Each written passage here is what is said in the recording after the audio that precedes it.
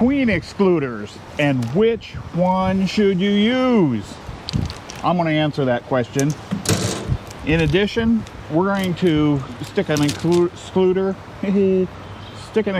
on one of the hives that already has a super on it. Yes, you can put a Queen Excluder on after the fact.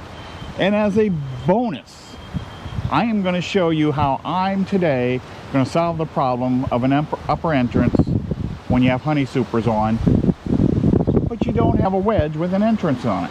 So I'm going to show you how I solve that problem. Let's get started. Okay, you're all familiar with the standard metal Queen Excluder. They're pretty sturdy. They've been around. Some of them have a wood frame around them.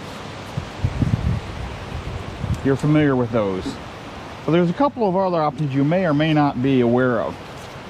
There are plastic Queen Excluders. Now, there's a lot of good and bad with some of these. I've got two different ones here.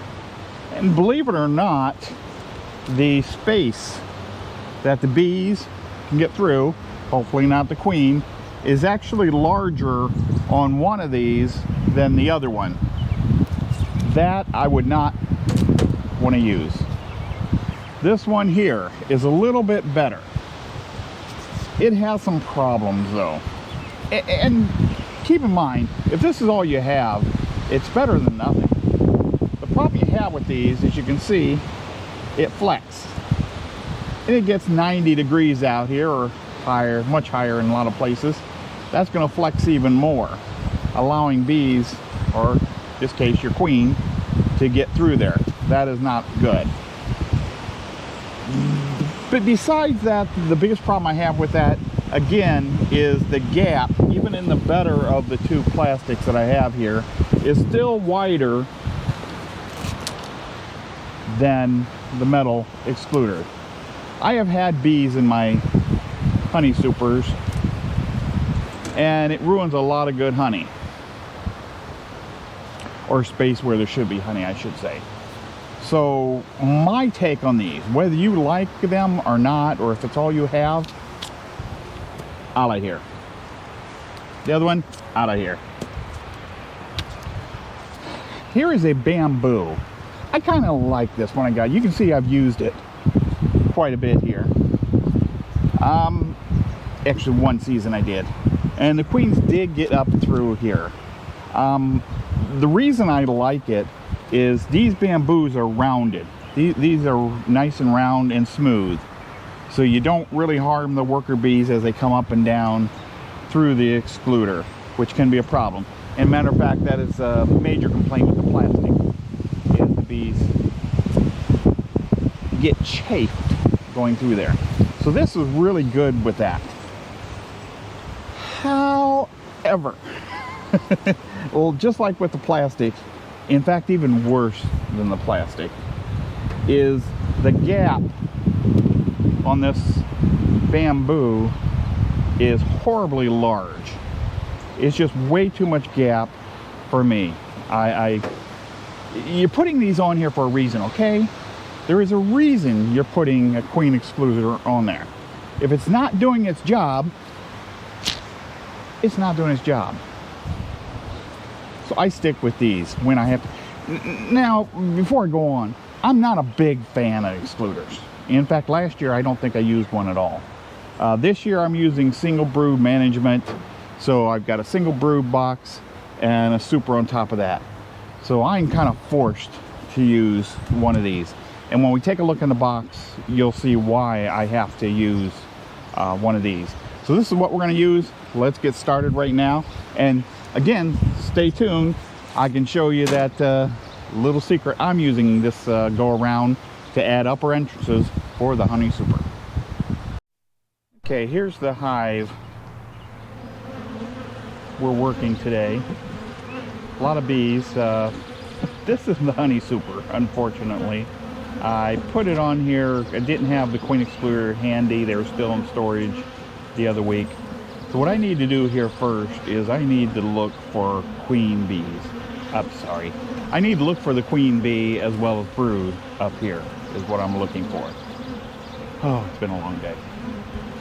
Okay, let me get this frame out of here. Gently, gently. If the queen's on here, I do not want to roll her.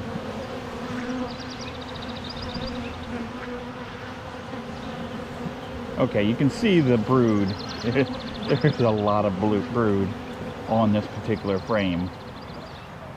Both sides.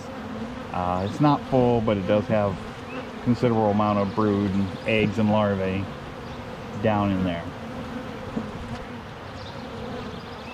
So whether the queen's up here or not, she's been here recently.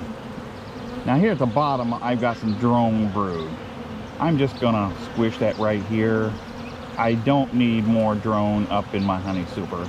So I am just squishing that drone brood. It's not an excessive amount, but I just want to get rid of that.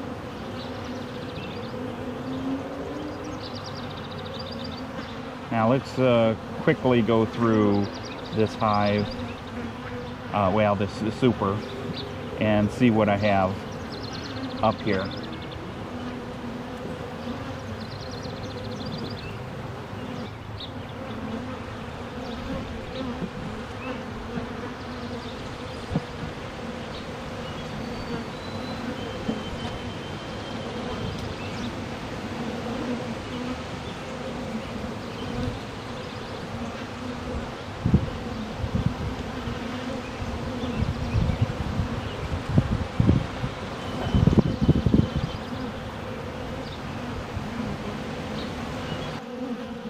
Well, was that quick enough? Okay, let's pull this super off of here. I do have a lot of brood, but couldn't find the queen up there. So she's probably down below, but I'll check here in another week to be sure. So we put on the Queen Excluder, as I discussed earlier. This one, of course, has been cleaned prior to use. I do apologize for the wind out here today. It is very windy. We'll get through this. Bees don't seem to mind, so I don't seem to mind. Okay, now that that's on there, let's go ahead and get our honey super on top of here. Yeah, I just want to make sure that the bees are coming up. You can see some of the bees, they're coming up through this excluder. It's working the way it should, as long as it keeps the queen down below.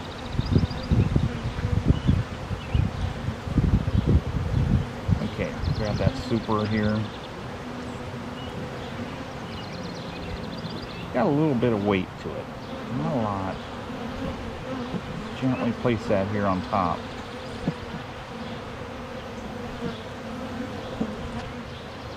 Line it up, and that's it. I've got it on top here. I'll let that brood hatch out, and then it will backfill that with honey as soon as that brood's out of there. Now the secret. I need to add an entrance, but I do not have an entrance wedge. So let me find it here. It's laying here somewhere. Let me get this. Here it is. Double screen board, or Snell Grove board if you wish. It's got screen on both sides, about 1/8 of an inch in between the screens. It's used for a whole bunch of things. Open the entrance, put it the same way as the regular entrance. Make sure that the entrance you're opening is the one for that they can reach from inside the honey super. Now I need to, it's not tall enough for the top to go on and that door to be open as well. So I go ahead and put my regular inner cover on top of this, and that gives me just the right height, as you'll see here in a second. Get the lid on here.